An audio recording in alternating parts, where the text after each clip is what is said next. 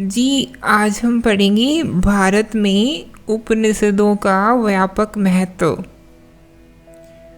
उपनिषद भारत में भले ही घर घर में लोकप्रियता न रखते हो, पर लोकप्रियता बहुधा श्रेष्ठता का मापदंड नहीं होती। उपनिषदों के दर्शन ने आदिकाल से ही भारत और पूरे विश्व में श्रेष्ठतम चिंतकों को प्रेरित किया है।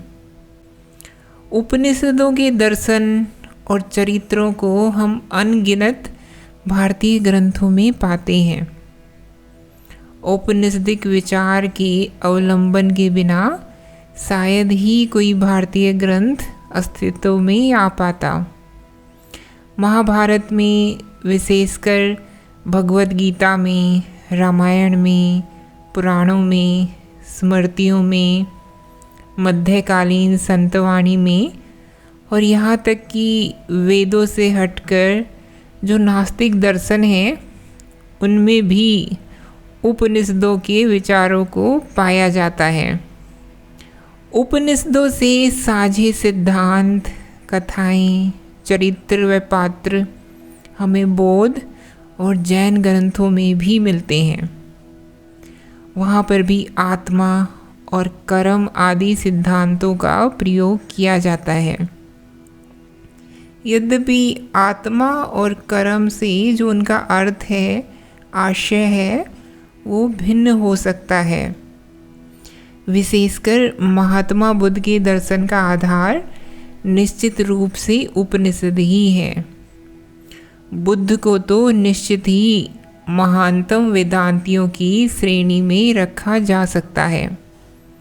इसके अलावा जो बहुत सारे भाष्यकार हैं जिन्होंने उपनिषदों पर बात करी है, उनको देखकर पता चलता है कि भारतीय दर्शन के पूरे इतिहास पर ही उपनिषदों की कितनी गहरी छाप रही है।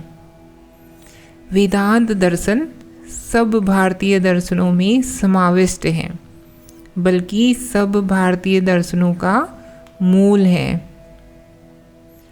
भले ही भारतीय समुदाय वेदांत क्या वेद से भी बिल्कुल नए जुड़े होने का दावा करते हों, पर सभी भारतीय धार्मिक समुदाय अपने मूल रूप में, आधारभूत रूप में उपनिषदों से ही प्रभावित हैं। विचारणीय है कि उपनिषद स्वयं बहुत ज़्यादा कभी प्रचलित नहीं हो पाए और उनको जन सामान्य में कभी वो लोकप्रियता नहीं मिली जो कई अन्य दूसरे विचारों, सिद्धांतों या दर्शनों को मिली। लेकिन फिर भी जो कुछ भी दर्शन के तौर पर भारतीय भूमि से उपजा, उसको प्रेरणा तो वेदांत से ही मिली है। तो उपनिषदों पर तो दार्शनिक और विचारक और पंडित लोग ही व्याख्या करते रहे, लेकिन उपनिषदों से प्रेरित जो कथाएं थी, पुराण थे, मूल सिद्धांत थे, वो जन सामान्य में बड़े प्रचलित हो गए। यहाँ तक कि जो मध्यकालीन भक्ति और अन्य धाराएं हैं, उन पर भी उपनिषदों का प्रभाव साफ परिलक्षित होता है। सब भेद मिथ्या है, आत्मा अखंड है, अटूट है, विविधता माया मात्र है। जहाँ कहीं भी आपको कोई दूसरा दिखाई देता है या पराया दिखाई देता है, वो सब कुछ बस आँखों का धोखा है, मन का खेल है। इसी सिद्धांत पर फिर आगे चलकर समाज में व्याप्त तमाम कुरीतियों का भी विरोध किया गया। जैसे जाति प्रथा है, जिसमें ऊंच नीच की बात है, तो उस पर फिर यही उत्तर दिया गया कि देखो, जब आत्मा एक है तो ऊंच नीच कैसे हो सकती है, और जब आत्मा मात्र सत्य है, बाकी सब मिथ्या है, तो ऊंच नीच भी मिथ्या ही हुई ना। जो सुधारवादी धाराएं भारत में बही, मध्यकाल से लेकर के आधुनिक काल तक उनके मूल में भी उपनिषदों का ही चिंतन है। दारा सिकोह ने फारसी में जो उपनिषदों का अनुवाद किया था, संभावना है कि उससे सूफी चिंतन पर भी काफ़ी प्रभाव पड़ा। त्याग और विलासिता से दूरी, मोह और आसक्ति से दूरी, ये सिद्धांत मूल रूप से उपनिषदों से हैं और संभावना है कि सूफियों ने भी इन्हें वहीं से ग्रहण किया। 18वीं शताब्दी के सुधारवादी माहौल में राजा राम मोहन राय ने सब कर्मकांड व मूर्ति पूजा का खंडन किया, परंतु वेदांत में पूर्ण विश्वास रखा। ब्रह्म समाज के माध्यम से वो उपनिषदों के पाठ को प्रेरणा देते रहे। उन्होंने उपनिषदों का बंगाली, हिंदी व अंग्रेजी में अनुवाद किया। वे ब्रह्म समाज के माध्यम से उनका प्रचार भी किया।